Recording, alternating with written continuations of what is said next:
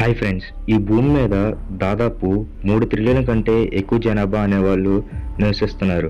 అయితే ఒక్కొక్క దేశానికి దాదాపు 120 కోట్ల మంది జనాభా అనేవాళ్ళు ఉన్నారు.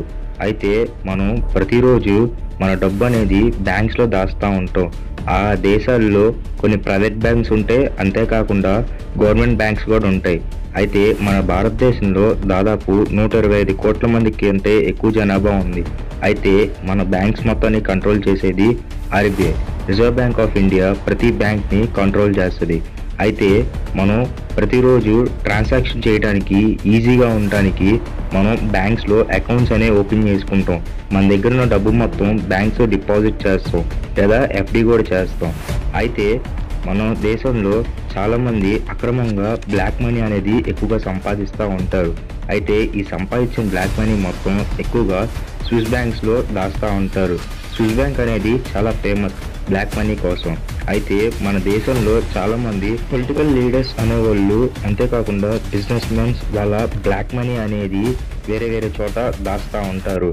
అయితే ఎక్కువగా బ్లాక్ మనీ అనేది స్విస్ బ్యాంక్స్లోనే దాస్తారు. ఎందుకంటే స్విస్ బ్యాంక్ అనే బ్యాంక్ ఎప్పుడు చాలా సేఫ్టీగా ఉంటుంది. అంతేకాకుండా అక్కడ మీరు డబ్బు ఎంతైనా దాచొచ్చు. కేవలం డబ్బు మాత్రమే కాదు, ఆస్తి పత్రాలు కూడా అక్కడ మీరు దాచొచ్చు. అయితే ఈరోజు ఈ వీడియోలో స్విస్ బ్యాంక్ గురించి మాట్లాడదాం. అయితే స్విస్ బ్యాంక్ ఎలా వర్క్ చేస్తుందని కూడా మాట్లాడదాం. అయితే వీడియోలోకి వెళ్ళే ముందు ఇలాంటి ఇన్ఫర్మేషన్ మీ ముందు తీసుకురావడానికి జస్ట్ లైక్ అండ్ సబ్స్క్రైబ్ చేసి మనం సపోర్ట్ చేయండి. ఎప్పుడైతే ప్రపంచంలో సెకండ్ వరల్డ్ వార్ అనేది హిట్లర్ స్టార్ట్ చేశాడో అప్పుడు జర్మనీలో ఉన్న ప్రజలు మొత్తం అక్కడ నుంచి వెళ్ళిపోవడం స్టార్ట్ చేశారు. అయితే వాళ్ళ దగ్గర ఉన్న డబ్బు, అంతేకాకుండా విలువైన వస్తువులు, గోల్డ్, జ్యువెలరీస్, ఇంకేమన్నా ఎక్స్ట్రా ఉంటే అవన్నీ తీసుకెళ్ళి స్విస్ బ్యాంక్లో పెట్టారనమాట. అయితే అప్పుడున్న స్విస్ బ్యాంక్ ఏకంగా చాలామంది డబ్బు అనేది జాగ్రత్తగా ఉంచింది. అయితే స్విస్ బ్యాంక్లో ఇన్వెస్ట్ చేసే ప్రతి డబ్బు దాచుకున్నాం అనే వాళ్ళ కోసం పెద్ద పెద్ద లాకర్స్ కూడా ఇస్తారు. మీ దగ్గర ఎంతైతే డబ్బు ఉంటుందో అంతకంటే పెద్ద లాకర్స్ అనే వాళ్ళు ఇస్తారు. అయితే చిన్న లాకర్స్ ఉంటాయి, పెద్ద లాకర్స్ ఉంటాయి. ఎక్కువ అమౌంట్ అయితే పెద్ద లాకర్స్లో ఉంచుకుంటారు, తక్కువ అమౌంట్ అయితే చిన్న లాకర్స్లో ఉంచుతారు. మీకు ఇంపార్టెంట్ ఏమైనా బిజినెస్ మ్యాన్ మీరైతే మీ డాక్యుమెంట్స్ కూడా అక్కడ మీరు సేఫ్టీగా ఉంచుకోవచ్చు.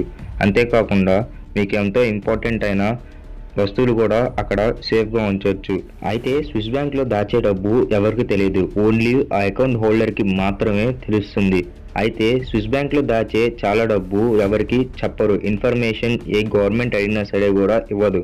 ఆఖరికి యుఎస్ అడిగినా సరే కూడా వాళ్ళకి ఇన్ఫర్మేషన్ అనేది ఇవ్వరు, ఎవరి గురించి కూడా, అకౌంట్ హోల్డర్ గురించి. అయితే ఇంత సెక్యూరిటీ ఉండటం వల్లే స్విస్ బ్యాంక్స్ అనేవి చాలా పాపులర్ అయింది. అంతేకాకుండా ఇక్కడ మీరు ఎంత అమౌంట్ అన్నా ఉంచవచ్చు. ఈ అమౌంట్ బ్లాక్ మనీ అయినా సరే కూడా మిమ్మల్ని ఎవరు అడగరు. అయితే సింపుల్గా అకౌంట్ అనేది ఓపెన్ చేయొచ్చు. అయితే మీరు అకౌంట్ ఓపెన్ చేయాలనుకుంటే అథారిటీతో మీరు మాట్లాడొచ్చు. అయితే మీకు ఇక్కడ మీకు కావాల్సిన లాంగ్వేజ్ బ్యాంక్ వాళ్ళు మీతో మాట్లాడతారు. అయితే మీకు ఏమైనా డౌట్స్ ఉన్నా సరే వాళ్ళు సాల్వ్ చేస్తారు. ఇలా ఉండటం వల్లే గ్లోబల్ మొత్తం మీద స్విస్ బ్యాంక్స్ అనేవి చాలా పాపులర్ అయింది. అంతేకాకుండా స్విస్ బ్యాంక్ ఏజెంట్స్ ప్రతి ఒక్క చోట ఉన్నారు. అయితే ప్రతి ఒక్క మనీ అనేది స్విస్ బ్యాంక్ వాళ్ళు చాలా జాగ్రత్తగా దాస్తారు. అయితే ఎప్పుడైనా సరే స్విస్ బ్యాంక్ అనేది మీ డబ్బు దాచుకోవడానికి చాలా సేఫ్ ప్లేస్. అయితే స్విస్ బ్యాంక్లో ఎప్పుడు అమౌంట్ అనేది డిపాజిట్ అవుతానే ఉంటుంది మీ డబ్బు. అయితే మీ డబ్బుకి ఇక్కడ చాలా సేఫ్టీ ఉంటుంది.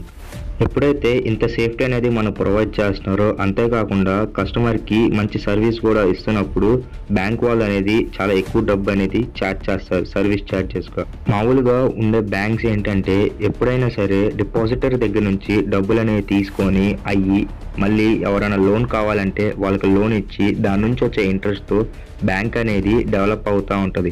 అంతేకాకుండా ఇన్కమ్ అనేది ఎక్కువ జనరేట్ చేస్తూ ఉంటుంది. అయితే స్విస్ బ్యాంక్ ఏం చేస్తుందంటే ఎవరికి లోన్స్ అనేవి ఇవ్వవు, జస్ట్ అక్కడ డబ్బులు మాత్రం ఉంచుకోవడానికి మాత్రమే పాసిబిలిటీ ఉంటుంది. అక్కడ లోన్స్ కానీ ఏమీ ఇవ్వరు. అయితే మీరు ఎంతైతే అమౌంట్ అయితే అక్కడ ఉంచుతారో దానికి ఎక్కువ ఛార్జ్ చేస్తారు. అది బేస్డ్ ఆన్ లాకర్ బట్టి. వరల్డ్ వార్ జరిగే టైంలో స్విస్ బ్యాంక్ చాలా అండర్గ్రౌండ్లో ఉన్న బంకర్స్ అనేవి కొంది.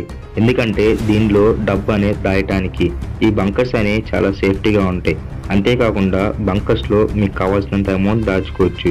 బంకర్స్కి ఎంతైతే అమౌంట్ మీరు పెడతారో దాని నుంచి ఛార్జ్ అనేది ఛార్జ్ చేస్తూ ఉంటారు మీ దగ్గర నుంచి. ఈ స్విస్ బ్యాంక్లో టెర్రరిస్ట్ గ్రూప్ అయిన ఆల్ఖైదా కూడా ఒక అకౌంట్ ఉంది. అయితే ఎప్పుడైతే al Qaeda chief Osama bin Laden చనిపోయాడో దాని తర్వాత ఆ అకౌంట్ నామినీ ఎవరైతే ఉన్నారో వాళ్ళ కోసం చూసారు. అయితే 10 సంవత్సరాలు అయినా సరే కూడా అకౌంట్ ఎవరు రాలేదు. అయితే ఎప్పుడైతే ఎవరు రాలేదో స్విస్ తనకున్న అకౌంట్ హోల్డర్ గురించి బయట పెట్టింది. స్విస్ బ్యాంక్ లో ఎక్కువగా అందరూ అకౌంట్ హోల్డర్స్ ప్రతి ఒక్కళ్ళు వాళ్ళ పేరు డీటెయిల్స్ అన్ని ఇవ్వాల్సిన అవసరం లేదు. వాళ్ళ అకౌంట్స్ అనేది నెంబర్ మీద కూడా తీసుకోవచ్చు. వాళ్ళ అకౌంట్ అనేది నెంబర్ హోల్డింగ్ అకౌంట్ గా కూడా తీసుకోవచ్చు. జస్ట్ వాళ్ళ నెంబర్ ఉంటుంది అంతే. మన కంట్రీ అయిన ఇండియా చాలా దేశాలతో కొన్ని అగ్రిమెంట్స్ మీద సైన్ అనేది చేస్తుంది. అయితే స్విస్ గవర్నమెంట్ తో కూడా ఒక అగ్రిమెంట్ అనేది సైన్ చేసింది. ఎప్పుడైనా సరే ఏమైనా బ్యాంక్ హోల్డర్ గురించి ఇన్ఫర్మేషన్ అడిగితే షేర్ చేయాలని ఆ అగ్రిమెంట్ లో ఉంది. అయితే స్విస్ బ్యాంక్ ఏకంగా 4 times ఇండియాకి చాలా ఇన్ఫర్మేషన్ అనేది ఇచ్చింది అకౌంట్ హోల్డర్ గురించి. అగ్రిమెంట్ గురించి మీరేమనుకుంటారో కింద కమెంట్ సెక్షన్లో తెలియజేయండి. Thanks for watching.